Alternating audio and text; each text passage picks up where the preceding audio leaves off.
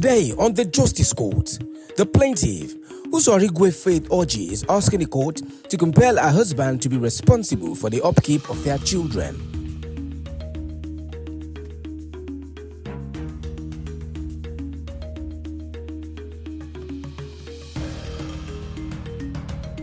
All rise. Court in session. Honorable Judge Fumi Asaolu presiding.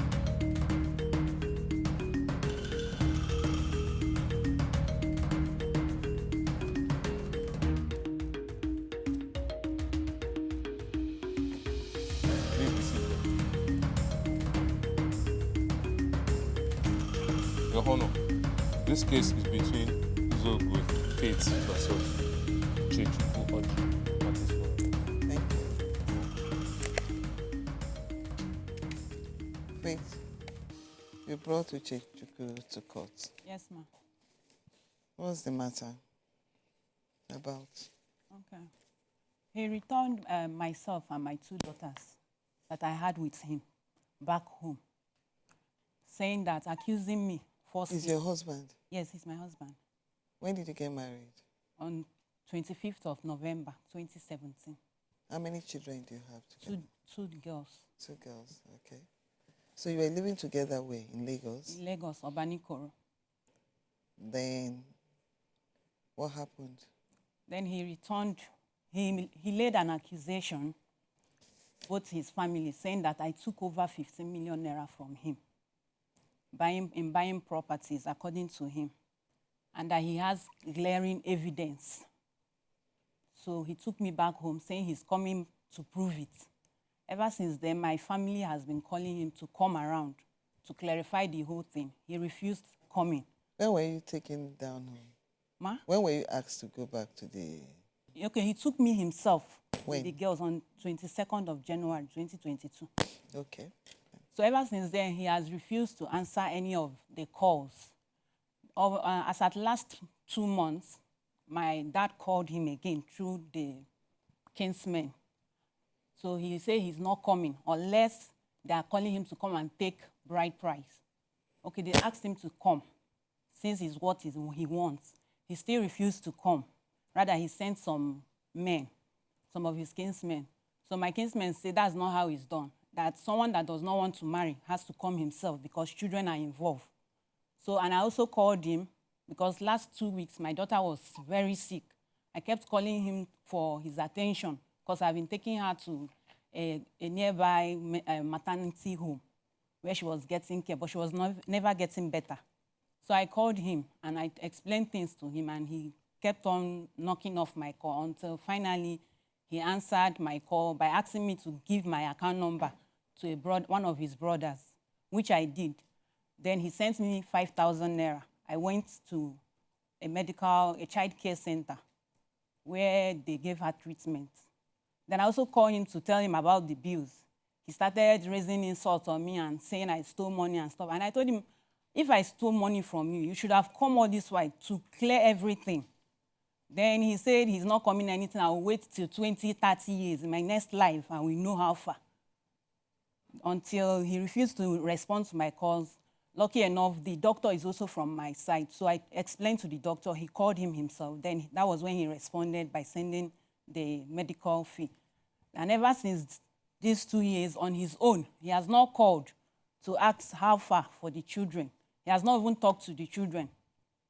So, and anytime I call him to ask him about the children welfare, he kept referring me to telling me that I should tell my dad that he should take care of the kids. And I keep telling him that it's not grandfathers that take care of children, that they are his children, so he has to do the needful adequately, according.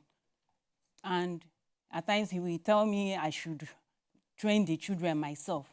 And I kept asking him, how do he expect me to train the kids? Because I got loan here in Lagos, about 500,000 naira, which he collected from me. And he promised to give it back to me. He didn't give it back to me. And before he took me back to the East, I was selling footwear business there in his shop because he's into electronics. I used to sell footwear business, slippers. And all those things were there with him. So I took absolutely nothing. and he gave me nothing over there in the East. So I kept asking him, how does he expect me to overnight raise money and start doing the whole thing in regards to the issue of the children? Your Lordship, What do you have to say to this? my name is Uche Chukwu Oj. I married her on the 25th of September 2017. Ever since the marriage, it was a total toxic thing. Didn't you court? I didn't? came back from Dubai. I wasn't here. She was introduced to me by her cousin. It was a total toxic. I lost my peace of mind. I lost my business. I lost my finance. Because when she briefs it here, how I accused her, I'm a distributor with British American Tobacco. We lost it with claims of there are no profits. But this is a company that is so organized that they organize seminars and symposiums, functions for their distributors. I meet my peers. I see what they're doing. I don't make profit in my own business. Profit, she's the director. That collapsed. She uses sales girls, excuses are given some of the sales girls and stealing and stuff like that. Okay. I went into electrical shop. There are no sales girls anymore in electrical shop. I know the importers I collected from, and the people that collect from them like I do. The entire business collapsed. I am not making profit. People inside the market are making profit, expounding and stuff like that. I'm doing nothing. Why she's being celebrated back home by her parents? Are you running the business together? We are jointly running the business together, but she's largely there because I have other activities I'm pushing out. So she's always from the electrical shop, from the tobacco shop to the electrical shop. She's more or less director of all the arrangements. In 2020, December, on the 9th of December 2020, she called me that she had a stomach upset. We used to have a medical insurance, but it was then exhausted. She went to a hospital where we used to use, called Urbanicoro Hospital, on the 9th. That same night, when I came back, she insisted she must travel the following day. I told her that to East for Christmas. I told her that you should wait because, to be very honest with you, I am completely exhausted. I am tired. It was a total mistake getting involved in the first place, and I am just finding a way out. I was more or less driving Uber. Ask her. Everything went down. I'm using I have a Corolla, Toyota Corolla, that I'm using to go and drive Uber. To avoid her issues. You want to travel? Yes. Okay, wait now. On the 11th of that, that's a day after, I took them to the park. They traveled, not knowing that they are going to do a house opening ceremony where she rebelled for her father in Aba. What I married was a pathological liar, a perfect master of pretense. This is what I lived. It was pain from the first day I walked into the marriage, pain till I left.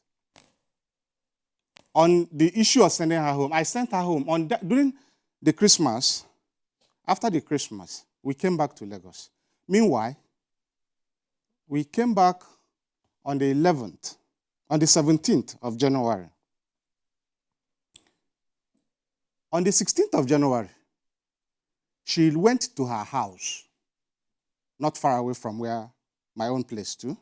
She went to her house and slept. She knew we were traveling the following day. What do you mean by her house? She took the kids and went to her father's house. Okay. She knew we were traveling the following day. She slept in her father's house, not knowing that it was a scheme to lure me to the house. Because definitely I must go and pick my family while returning back to Lagos. Normally now you leave early in the morning because we are driving a long distance from the east to Lagos. When I got to the house, you know what I met? I met the grandmother. They were already positioned. It's just like this court session that is fully positioned. I met the grandmother. I met the father. I met the mother. I met her. They were already in section waiting for me. There is nothing the father did not say. Reason, she needed a house help. My mother has told her, you can't stay with a house help. You don't have the temperament to stay with children. You are violent. The last one that was taken home was moved right around the village for almost 1 month. The mother was showing her to everybody. They are cousins. You beat her to stupor. You reduced her to subhuman. And you needed a house help. I think the essence of being in Lagos, my mother was telling her, the essence of being in Lagos should be for us to make earnings and return back home, probably invest in other things. Why is it that your own is expenses, money, expenses? Where do you put money? Where do you don't put money? My mother said, there is none to give you now. The one that was returned back home, you can see the situation. They are cousins, the little girl. There and then, considering the fact that someone asked me, you studied this, what actually went wrong? Did you have any direct interface with, what is it? Did they dupe you? What really happened to the business? Try and look back and check what actually happened to the business. I started looking back and checking what happened to the business. Why she's being celebrated back home, my business is collapsing. So this idea of saying you accuse me of stealing this, I invested more than what she's mentioning in those businesses. On, what is it called? I could not bear her when we returned back on January. I called the families. So when you're talking about the issue of returning you back home does not just happen in Igbo land. It's a cultural thing. I called the elders and told them, this is what I am facing. I'm no longer able to live with this character. I can't manage this. It is very difficult for me. The only reason why we stayed there longer, because even prior to this event, she has lifted her bag 7 times in my house that she's traveling, that she's going home. The last time she stopped it was around September before the Christmas we talked about, when she moved her bag with her children, with the 2 kids, to Yaba Park. And the mother started calling me. I told the mother I'm not going to any park, that she has gone out of the house, she's going home, I'm not interested. I was just tired. Her mother pleaded and pleaded and pleaded. I said, okay, no problem. I went, because of my kids, I went and picked them from Yaba where they were staying at the park, waiting for bus to take them to the east. So I was already tired. I was completely exhausted. I've hardly come into my house. I virtually asked her. On several days, she has pulled my kids and met me in a beer parlor where I was staying. I usually end up in a beer parlor when I'm coming back home. There is no peace in my home because I'm living with a toxic being. So on the January, when we returned back on the 17th, considering the fact that the house is as hot as it has always been, I called the families and said, look, I can't continue with this. That is 2021 January. I gave them all the breakdown. This is what it is. I'm bringing her back home. The father said that I cannot send her out, that culturally I came to marry her, and as such, that it's cultural that I should return her back. So I had to take them back on the 22nd of January, 2021, back to her parents. And that was exactly what happened. On the issue of asking me to come and reconcile, I am not reconciling anything. I don't want. I love my peace of mind. But for the kids, I pay their school fees. So on the issue of the kids, they are my children. I am willing to take care of them as much as I can provide. But I will not be able to feed her greed. That is what I cannot do. I have lost so much. I have nothing. I have no business in Nigeria. I should have jackpot a long time ago. I ended up here and I collapsed here because I met someone that's supposedly supposed to be a wife. I cannot stick my head for it. But for my children, no problem. I will take care of my kids, like I have always done. The plaintiff, Uzorigwe Faith Oji, claims that her husband accuses her of fund misappropriation and on that account returned her and the children of their marriage to her parents. She said her husband ignored all calls by her parents to resolve this matter. The defendant, Uchechukwu Orji, claims that he has lost his peace of mind since the day he got married to Faith. He alleges that she mismanaged his businesses and used revenue from the businesses to build a house in the village for her parents. He confirms that he returned his wife and children to his father-in-law according to the tradition because he is no longer interested in the marriage. Judge Fumi wades into this matter. What do you have to say? Well, in regards to the business is fully, Ucheoji here has no any other business doing in Lagos. He started with that British tobacco company. So, and I did my youth service course here in Lagos. So after then, my cousin and his brother, they now linked both of us together to get married. From there, it's happened. Then the business, he has been coming there every day. My own is just to be there, making normal sales. In fact, I was more or less like the sales girl. Then due to I got pregnant immediately after the marriage, there were hitches of me coming to shop late. So we needed sales girl. Getting one was difficult because the business was about money. So it's not something you just leave it like that. He was steadily coming there because he comes there to stock up the shop and he comes there to pick me up. The shop is at Ajegule, Boundary Market. He comes there on a daily basis to pick me up. He brings me and he takes me most times. So there's nothing like I'm the one fully there. The business, in issues of money, after business, we pay direct to the company. I pay it into his account, then move it to the company. There's a Fidelity Bank there. For security reasons, we pay direct to that Fidelity Bank. He opened an account there with them. So I had no issues. I have nothing to hide in regards to money. My expenses, everything were well articulated. And he knew about that one. So due to the nature of the business, the profit margin was low. And he's new into the business. So he wanted, someone that is coming from abroad, they want it fast. That is the nature of his own understanding. So there was no patience for him to exercise. The business was run roughly 2 years, a new business that people that had made it there in that business have stayed over 15 years. And you are coming in 2 years, you're already comparing yourself. And because that is the only business that we were running, bills were being paid from that business. I was not working. You were not also paying me specially from that business.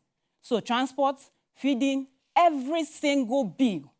And because you are coming in from Dubai, you came in with nothing. Were you accounting for it? Definitely. Every expense, everything. every penny you take. Exactly, he was saying. And you know how much is invested. Exactly. At what point did you start eating into the business, touching the money? Right from onset, the money was being touched because he's just coming in from abroad. So there's no special money to say this is business money and this is feeding money. And there was no any other source of income. So the business was anything you sell, you make, if you want to cook, he tell you takes it from there. And when I take it, I also deduct it from the sales that I've made. Everything was clearly stated. To be What about the property referred to in the village? There is no property. My father owns a house already in Aba. And in my village, my father has not yet built a house, apart from the house my grandfather built. So there is no house anywhere. In regards to marriage being toxic, the marriage was never toxic. The 3 years, I'm very sure that the 3 years me living with him, there was nothing like toxic. We were living fine. We were living fine. There was pure understanding.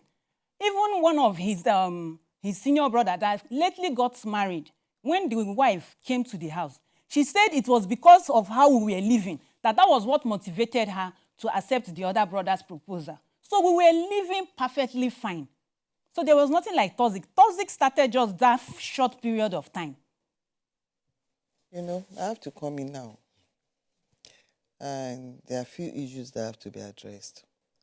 First of all, regarding your relationship, you are both adults. And the way you commenced it you were too much in haste. For marriage, you need to get to know each other. You need to understand yourself. That's why courtship is very, very important. The period of courtship, you can test each other over a lot of things. Then two, you're talking about investments. Were you not monitoring it? The outflow and inflow. You are living together in the house. Do you understand me? Because I don't know whether at the time you met her, you knew she has been into business before and she's capable. Do you understand me? Now, on the allegation, I can't say whether it's yes or no because I don't have any proof before me. But if something actually went wrong, that means you have done your forensic analysis of the way money is being spent. Do you understand me?